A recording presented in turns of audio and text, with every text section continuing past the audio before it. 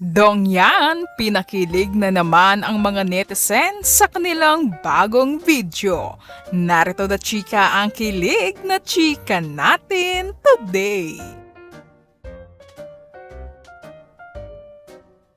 Marian Rivera at Dingdong Dantes may pa-entry sa bagong trend ngayon sa online ang trending na sinasayaw ng mga netizens. Habang nasa event sila kagabi ay gumawa sila ng TikTok para sa dance challenge ni J Balvin. Caption nga ni Marian, "Aba, sali kami sa trend na ito." At sa POV naman ni Marian, sabi niya, "Magkasama na kayo sa bahay, magkasama pa kayo sa work." Sobrang natuwa ang netizens nang gawin ng Dongyan ang trend na ito. Kahit ang Dongyan ay naaaliw tuwing may lumalabas na bagong dance trend at pati sila ay hindi nagpapahuli. Very pretty at gwapo ng Dongyan at kilig nga ang netizens sa tingin ni Dong kay Marian na napakalagkit na in love sila sa isa't isa. Bukod naman sa trending na yan, may ginawa din na dance trend ang Dongyan ngayong gabi na ang may halo dance trend.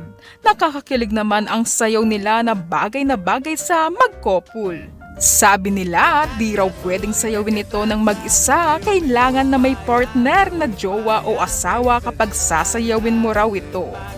Sumayaw ang Dongyan sa kanilang labas ng bahay na malapit sa kanilang pool na makikita nga na may decorations para sa ikalimang kaarawan ni Sixto na maagang magse-celebrate ng kanyang kaarawan na baka ngayon o bukas ang selebrasyon. Sa April 16 talaga ang birthday ni Sixto dahil sakto ito sa Holy Week, maagang ipagdiriwang ng pamilya Dantes ang ikalimang kaarawan ni Sixto Dantes. Yan mga kachika, abangan pa natin ang iilang kaganapan sa 5th birthday ni Sixto Dantes.